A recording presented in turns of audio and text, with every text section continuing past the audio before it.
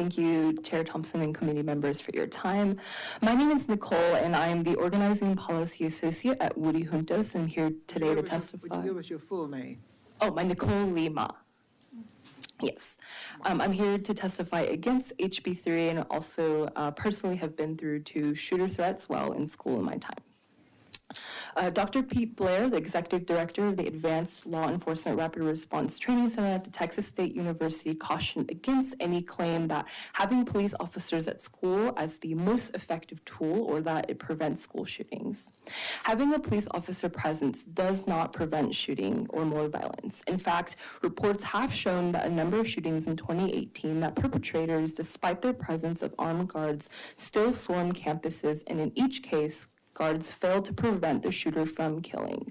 And how can we forget the 77 minutes of inaction of police to confront the gunmen in Uvalde and their vehicles blocking medics from reaching victims? Also, not to mention yet another shooting today in Tennessee, marking over 129 shootings this year alone, according to CNN. According to the Violence Project, prior research suggests that many school shooters are actively suicidal, intending to die in the act. So an armed officer may be an incentive rather than a deterrent. Additionally, a paper that analyzed 133 cases of school shootings between 1980 and 2018, researcher Densley found that schools where armed guards were present had a death rate 2.8 times higher than those with no armed guards on scene.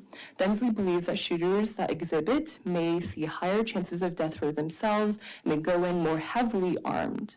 Dr. Langford in the research said that if that is not the case, it increases the killer's chance of achieving notoriety and fame.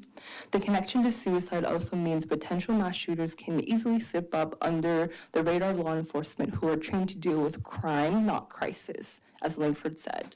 Why is it that we are first addressing school violence by implementing a quote-unquote cleanup method for our children's bodies as opposed to investing in prevention?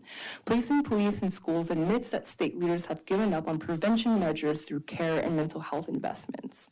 A number of students also report feeling less safe with armed law enforcement in their schools. How are we addressing students and faculty concerned and feeling unsafe around more policing? The presence of officers in hallways has a disproportionate discipline and arrest rates for students of color and for those with disabilities, according to several analyses and studies and testimonies prior to, more likely to be harshly punished by ordinary misbehavior. We should not expect our law enforcement to also take upon the roles of counselors, educators, and social workers. I would also like to highlight the undeniable sentiments of distrust with police in our society, especially given the repeated reports of police brutality and many unreported accounts of violence caused by policing. Thank you very much. Yes, I urge you to vote against HB3. I appreciate it. You're welcome. Francesca Leahy. Good evening, Madam Chair and committee members. My name is Francesca Fraga